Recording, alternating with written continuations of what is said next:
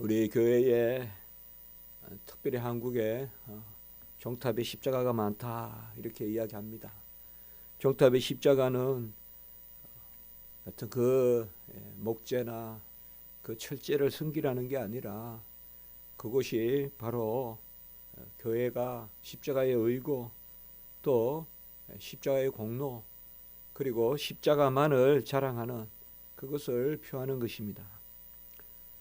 드러내서 예배 드리지 못하고 숨어서 예배 드리는 그런 나라에서 어떻게 십자가를 내걸 수가 있겠습니까? 카타콤의 그 지하에 동굴 깊이 들어가서 서로 비밀 신호로 그렇게 자기들만 아는 곳에 모여서 예배를 드리고 잡히면 죽으니까 들어가는 길도 모르고 나가는 길도 모르게 그렇게 예배를 드리는 그러한 초대교회의 박해 가운데서 이제 십자가가 걸릴 뿐만 아니라 온통 전쟁을 해도 십자가를 문양으로 삼고 궁정에도 십자가를 다 그렇게 설치하고 이런 것들은 어떻게 보면 하나님이 주시는 큰 은혜다라고 이렇게 말할 수가 있습니다. 오늘 말씀에 보면 십자가의 능력이다 이렇게 말하고 있습니다. 십자가가 이기셨느니라. 15절에 보면 십자가로 그들을 이기셨다 이렇게 말씀하고 있습니다. 사도 바울이 십자가를 자랑한다. 우리 교회들도 십자가를 자랑합니다. 오늘 십자가가 이겼다라고 이야기하는데 십자가가 어떤 것입니까? 십자가는 그렇게 아름다운 그러한 어떤 표지라거나 문양이 아닙니다. 십자가는 형틀이고 십자가는 저주의 죽음을 당하는 극악한 인류가 만들어낸 가장 고통스러운 그러한 형벌의 도구가 바로 십자가입니다. 십자가는 유능한 사람이 달려서 능력을 발휘하는 어떤 금과 같은 것이 아니라 십자가는 이제 형벌을 받고 그곳에서 무능하게 연약하게 죽어가는 것, 몸부림치면서 죽어가는 것이 바로 십자가입니다. 우리 주님이 십자가에서 자기 자신을 내주시고 자기 목숨을 그곳에서 거두시는 그곳이 십자가입니다. 아무도 십자가를 능력이라고 하지 않습니다. 아무도 십자가를 승리라고 하지 않습니다. 범죄를 저지르고 그 범죄를 누리고 할 때는 기고만장하는 그것은 승리라고 오해할 수 있을지 몰라도 형벌은 누구라도 승리라고 하지 않습니다. 죄를 지을 때는 기고만장하지만은 형벌을 받을 때는 전부 머리를 풀어 헤치고 옛날 같으면 신발도 신지 않고 기안 가고 이런 모습들이 보면 형벌의 모습입니다. 그곳에 어떻게 승리가 있느냐? 그 형벌이 자기 자신을 죄 때문에 당하는 것이라면 그것은 무능한 것이지만은 십자가의 능력이 이겼다고 하는 것은 그 형벌이 바로 다른 사람을 위한 죄값을 치르는 것이라면 그것은 승리의 터가 될 수가 있다. 그것은 승리의 터가 될 수가 있다. 초가 녹아서 빛을 낼 때 초가 그 자신은 허물어지고 소멸되는 것이지만은 세상을 향하여 빛을 발하는 그것은 승리가 될 수 있다. 어떻게 보면 모든 사물은 이 세상은 그런 것을 우리에게 교훈하고 있습니다. 모든 것이 보면 스스로 누리는 것이 아니라 스스로 희생하고 꽃도 떨어지고 또 모든 나무들도 보면 결국은 보면 자기를 부수고 자기를 무너뜨리고 그리하여서 향기를 내고 향기를 낸다는 게 뭡니까? 자기 소멸이고 자기 부인이죠. 자기를 발산한다기보다 그것은 다른 사람이 누리는 것이죠. 십자가의 승리도 바로 그것입니다. 대속의 그러한 하나님의 뜻 가운데서 그 죽음을 죽으셨기 때문에 우리 주님 자신은 그것이 패배요, 그것이 무능이요, 그것이 저주요, 이렇게 사람들에게 조롱을 당하지만은 그것은 분명히 승리인 것입니다. 우리 기독교사에 아주 명제가 하나 있습니다. 구스타프 아울렌의 십자가의 그 승리를 노래한 크리스투스 빅토르, 승리자 그리스도. 아주 이 책은 작은 책이지만은 그 이론에 있어서는 조금 루트란적 배경이고 여지가 있습니다. 다툴 여지가 있지만 어쨌든 이 책은 아주 베스트셀러고 가는 책이지만은 지금도 계속 읽히는, 우리나라에도 번역이 됐고 영어권에서도 많이 읽히는. 본래 이분은 북구의 스웨덴의 그쪽의 신학자인데, 루트란 신학자인데 바로 승리자 그리스도다. 영어로 하면 크라이스트 빅토르, 라틴어로 하면 크리스투스 빅토르, 승리자 그리스도다. 승리자 그리스도는 그 안에 무엇을 다루었느냐? 십자가의 대속을 다루고 있다 이 말이에요. 십자가의 대속이 바로 승리다. 그것을 외치는, 그것을 우리가 말하는 속죄론이다라고 하는 것입니다. 우리가 이 예수 그리스도의 이기심이 없다면 다 우리는 죽은 상태로 어찌할 수 없는 그러한 처참한 비참한 상태에 있는 것입니다. 오늘 13절의 말씀에 보면 육체 범죄와 육체의 모할례로 죽었던 너희를 이렇게 말하고 있습니다. 아예 죽었다 이렇게 표현하고 있습니다. 어떤 죽을 가능성을 가진 존재가 아니라 죽은 존재로, 태어날 때부터 죽은 존재로 이렇게 규정하고 있는 것입니다. 범죄는 사망의 형벌이죠. 모든 죄의 싹은 사망이요. 바로 원죄도 이 범죄고 자범죄도 이 범죄입니다. 자범죄가 없다 할 수 없고 자범죄가 없다 할 수 없지만 자범죄가 없어도 원죄로 우린 다 죽었습니다. 죽을 가능성이 있는 것이 아니라 죽었습니다. 범죄는 모든 것을 다 일컫는 것입니다. 우리의 생각의 그릇됨, 행위의 그릇됨, 모든 어떤 그러한 죄의 모습이 전부 범죄로 죽었고 육체의 모할례로 죽었다 이렇게 이야기합니다. 이것을 조금 우리가 생각해 보셔야 됩니다. 육체의 모할례로 죽었다 이 말은 할례를 받지 않아서 죽었다 이렇게 1차적으로 볼 수도 있지만 틀린 것은 아니지만 조금 그 내용을 새겨야 됩니다. 육체로 할례를 받아서 산다 이 말은 우리가 금방 말씀을 떠올리면 됩니다. 생명이 피에 있고 피 흘림이 없이 제사함이 없으니, 그러면 피를 흘려야 제사함을 받는, 생명이 피에 있기 때문에, 그래서 그 피의 값을 치르지 못하는 거, 우리의 피는 이미 부정한 피이기 때문에 예수 그리스도는 무지한 피다.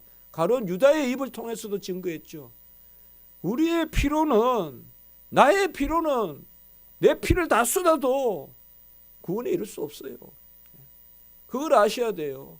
우리는 죽어도 생명의 값을 치를 수가 없어요. 왜? 우리의 피가 부정한 피이기 때문에. 우리의 피가 깨끗하다면 그 피를 쏟으면 죄를 사함 받을 수 있지만 죽은 피로, 썩은 피로는, 죄된 피로는 할 수가 없어요. 그러니까 육체의 무할례로 죽었다 이 말은 우리 인생이 할례를 받아서 살 수도 없고 우리 인생은 무할례 상태로 죽었다 이 말이에요. 그야말로 살을 빼고 피를 흘려서 될 만한 그런 존재가 아니다 이 말이에요. 그래서 범죄와 육체의 무할례, 아무도 이 할례를 가지고 구원받을 수 없어요. 그러니까 구약의 할례는 예표일 뿐 실체가 되지 못해요. 그래서 예표예요. 그 할례, 육체의 할례를 가지고 구원받을 것 같으면 주님이 오시지 않아요. 그것은 그냥 예표예요, 예표. 진정한 피를 기다리는, 진정한 몸을 지키고 살을 베는, 진정한 살을 베는 그 예수 그리스도. 그래서 육체의 무할례, 범죄와 육체의 무할례로 죽었다, 이렇게 완료적 상황을 이야기하고 있는 것. 우리도 에베소서의 말씀에도 보면 우리의 허물로 죽었다, 여기도 보면 이러한 것을 우리가 잘 기억해야 됩니다. 그래서 우리가 죽었다, 옛날에 신학교 다닐 때 죽으리라고 해야 될 것인가, 죽었다라고 해야 될 것인가, 그런 이야기가 많았어요. 기도할 때. 우리가 죽을 육체라고 해야 되냐, 죽은 육체라고 해야 되냐. 그래서 새 번역에서는 이것을 다 이렇게 죽었다, 이렇게 번역을 하고 있어요. 그래서 우리의 범죄와 육체로 죽었던 너희를 살리셨다, 이 말입니다. 어떻게 살리시냐? 그와 함께 살리셨다. 오늘 13절에 그렇게 말씀하고 있습니다. 그와 함께 살리셨다는 말은 그와 함께 죽고 그와 함께 살았다는, 그 죽음과 다시 살아나는 그러한 옛사람이 죽고 새 사람이 사는 것이 전제되는 것입니다. 죽음이 없이 살 수가 없습니다. 예수 그리스도와 함께 죽는 것, 그래서 예수 그리스도와 함께 살리시는 것, 이것도 에베소서 2장 5절의 말씀, 하나님이 함께 살리시고 일으키시고 보좌 우편에 앉히신지라. 우리가 에베소서와 골로새서를 읽으면 계속 이렇게 병행이 돼요. 그래서 빌립보서, 에베소서, 골로새서인데 특별히 에베소서와 골로새서가 더 그래서 우리가 자매 서신이라고도 그렇게 볼 수가 있어요. 보면 아주 비슷해요. 그 어투도 그렇고 내용도 그렇고요. 사도 바울이 감옥에서 물론 하나님이 주신 영감된 말씀을 기록한 것이지만은 그 편지를 써서 그렇게 말씀을 하는 것입니다. 그와 함께 살리시고, 함께 살리셨다. 주님과 함께 우리가 죽고 주님과 함께 살리셔서 모든 죄를 사하셨다. 그러니까 살리심이 죄 사함과 함께 있다, 이 말이에요. 그러니까 옛사람이 죽고 모든 죄를 사한다는 것은 어떻게 보면 옛사람이 죽는 것이고, 그리고 함께 살렸다는 것은 새 사람이 사는 것이죠. 그래서 우리 정통 신학자들은 꼭 구원에서 이 두 가지를, 죄사함과 의의 증가다. 죄를 사해 놓으시고 그냥 두시는 것이 아니라 의를 우리에게 주셔서, 의란 말은 영생이요. 그래서 의를 우리 것 삼아 주심으로 우리가 영생을 누리게 하시는 그것을 말씀하고 있습니다.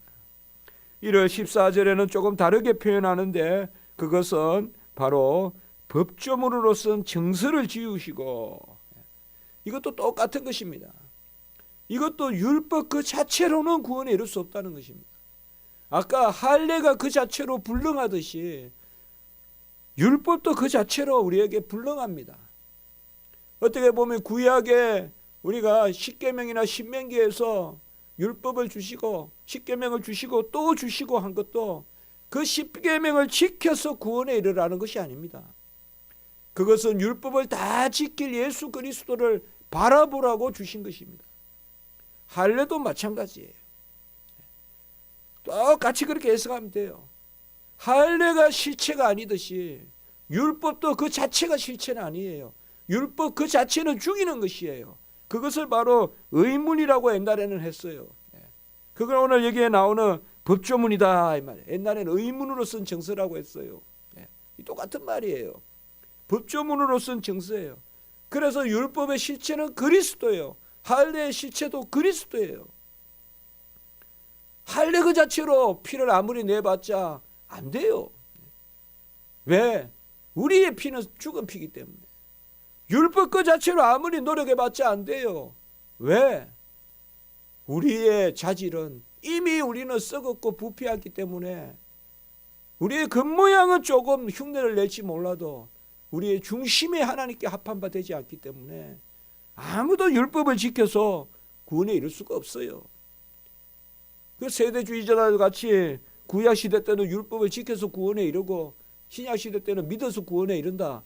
그거는 이단이에요, 이단. 세대주의 이단이라고 하는 거예요, 그것을. 그렇게 설교하는 사람들도 있어요. 그러면 안 된다 이 말이에요.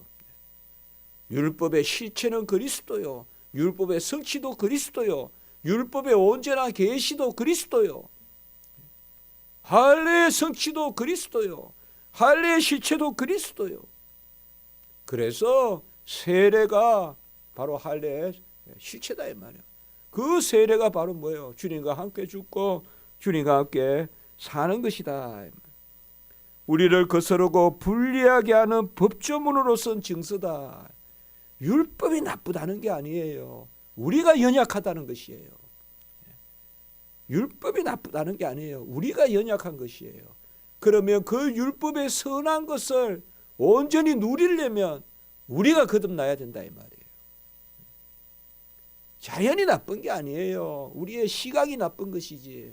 율법이 나쁜 게 아니에요. 우리의 능력이 우리가 오염돼서 그렇지. 그래서 항상 그 순서를 알아야 돼요. 율법은 선한데 인간이 타락해서 율법이 저주의 도구가 되었으니까 이제 인간이 거듭나면 율법은 본래의 선함을 회복한다. 그것이 바로 율법의 은혜라는 말도 쓰고 그것이 우리 신학이다 이 말이에요. 그게 우리 장로교고 그게 우리 청교도고 그게 그렇다 이 말이에요. 율법 폐지도 아니고 율법주의도 아니고 율법 폐지도 아니다 이 말이에요. 그리스도의 은혜로 율법을 누리는 것이다. 이제는 의문에 쓴 증서가 그 자체로 우리를 속박하거나 저주하는 것이 아니라 예수 그리스도께서 그 모든 율법을 다 이루셨기 때문에 그것을 14절에 십자가에 못 박았다 이렇게 이야기한다 이 말이에요.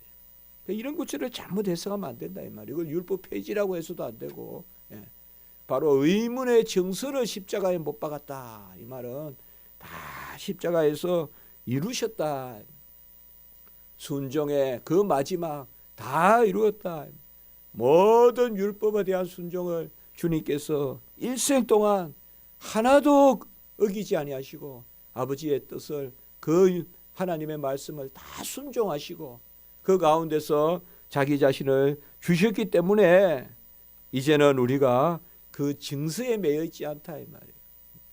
이제는 우리가 법을 보면 은혜를 봐야 된다 이 말이에요. 법을 보면 은혜를 봐야 된다.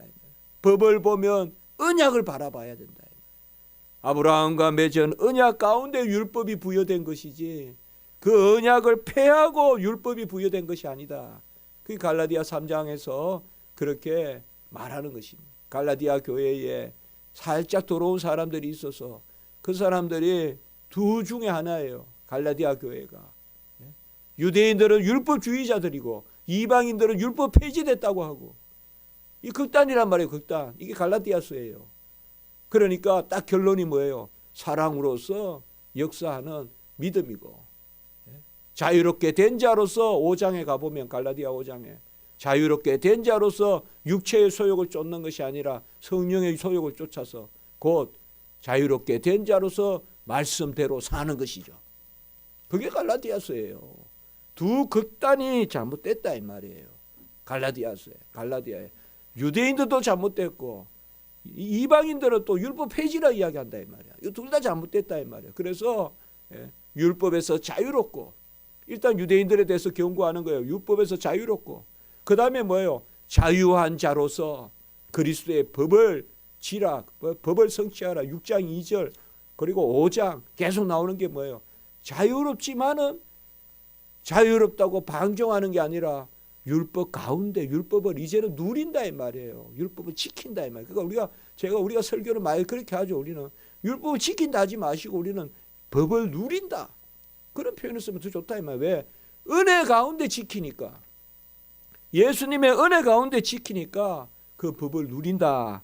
이렇게 말씀하는 거예요. 오늘 이 구절은 정말 우리가 많이 인용되는 구절 아닙니까? 그래서 바로 13절에 보면 육체의 무할례로 죽었다. 이 말은 우리가 살을 빼서 살 수가 없어. 이거는 어떻게 보면 할례를 받았으면 살았을 텐데 그렇게 말하는 것이 아니라 우리 인류가 스스로 구원할 수 없다는 걸 말하고 있고, 그리고 의문의 정서로도 안 되고 조문 그 자체로 안 된다 이 말이에요. 아무리 법이 좋다고 안 된다 이 말이에요. 인간이 썩어버렸는데 법이 좋으면 뭐가 하냐 이 말이에요. 법이 좋으면 뭘 하냐. 그것을 다 십자가에 못 박으시고, 그리고 15절에 바로 십자가로 그들을 이기셨다 이렇게 이야기하고 있는 것입니다. 십자가의 권능, 바로 아까 말씀을 드렸지만은 십자가가 능력이고 그리스도가 승리자로 나타나는, 그래서 통치자들과 권세들을 무력화했다라고 이야기하고 그들을 구경거리 삼았다. 이것은 우리가 이렇게 생각하면 돼요. 십자가는 뭐예요? 십자가에 백주대낮에 예수님이 걸리셨잖아요.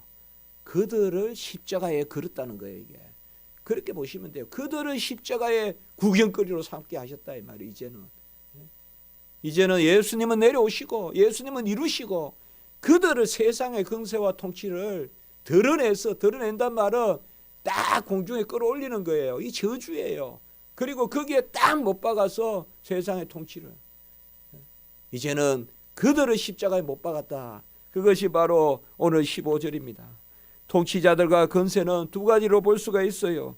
세속적인 통치를 말할 수도 있고 현세적으로, 그리고 좀 더 본질적으로는 영적인 어둠의 세력들, 그 흑암의 세력들, 그것을 십자가에 딱 못 박아서 걸어버렸다. 이것이 바로 아까 말씀한 구스타프 아울렌의 책에 나오는 중요한 이야기예요. 그거 읽어보면. 저도 신학교 때 이 책 읽어봤는데, 예수님이 다 십자가를 통하여 예수님이 다, 예수님이 연약하다고 생각하고 예수님을 미끼로 다 죽이려고 왔다는 거예요. 그러다가 결국 자기들이 그 미끼에 걸려서 죽었다는 거예요. 조금 어려운 용어로 쓰면 이것을 사탄 배상설이라고 하는데, 우리가 설교 때 말하기는 그렇지만 이러한 거예요. 이게 이론으로서 정확하게 보지는 않지만은, 그러나 우리가 초대교회 이후로 생각을 해볼 수 있는 그러한 하나의 교훈은 있어요. 바로 십자가에 온갖 흑암들이 다 모인 거예요. 다 우리가 지난주에 설교했지만 다 모여서 야, 지금 미끼가 있다 지고 확기한 다 삼키자 하면서 덥석 삼켰는데 그 예수 그리스도 안에 바로 딱 고리가 있어가지고 사탄이 그냥 그걸 삼키고는 사탄이 죽어버렸다는 거예요. 그것이 오늘 이 말씀이에요. 그러니까 통치자들과 권세들을 무력화해서 십자가에서 그들을 다 삼켜버린 것입니다. 어떻게 보면 우리가 참 이런 게 있어요. 저도 말로 표현할 수는 없지만 이렇게 두려운 거예요, 여러분. 우리 기고만장하면 안 돼요. 기고만장하면요, 내가 그 갈고리를 삼키는 거예요. 정말 기고만장하면 안 돼요. 참 요새 많이 생각해요. 정말 두렵고 떨리는 하나님의 뜻이 정말 많이 생각해요. 덥석 그냥 만두라고 찐빵이라고 먹었는데 그 안에 뭐가 있는가 하면 탁 갈고리가 있어가지고 참. 그러니까 정말 우리가 기도 안 하고 살면 큰일 나요. 덥석 저도 좋다고 그냥 그때 시로 쫓아 살고 덥석 떴어 물다가 하나님 보고 기도하면 답이 나와요. 정말 언제든지 하나님 앞에 기도해야 돼요. 제가 많이 생각해요. 정말 기도하면서 하나님이 하라는 대로 하면 절대 고리를 안 삼켜요. 그러나 그거 안 하고요, 막 머리 쓰고 이렇게 생각하고 살다가는 큰일 나요. 그것을 오늘 우리가 생각해 볼 수가 있습니다. 결국은 우리로는 할 수가 없고 살을 뺄 수도 없고 법을 지킬 수도 없고 예수님의 십자가만 우리의 공로예요. 십자가의 피만, 무제한 그 피만 나를 살릴 수 있고 예수의 순종만, 다 행하신 순종, 당하신 순종, 십자가에 당하시고 율법을 다 행하신 그것만 우리에게 의가 된다는 것, 이것을 오늘 우리에게 말씀해 주고 있습니다. 십자가는 저주이되 승리의 터라는 것을 우리가 기억하시라. 기도드리겠습니다. 거룩하고 자비로우신 하나님 아버지, 주 예수 그리스도 이 땅에 오셔서 범죄와 육체의 모할례로 죽고 의문에 쓴 그 증서, 법조문에 쓴 그 증서로는 우리가 살 수 없는데 주님께서 그 아버지여 무지한 피를 흘리셔서 우리의 죄값을 치르시고 그리고 모든 율법을 다 성취하셔서 우리의 의가 되셔서 우리가 옛사람이 죽고 새사람이 사는 그 자리에 세워주심을 감사를 드립니다.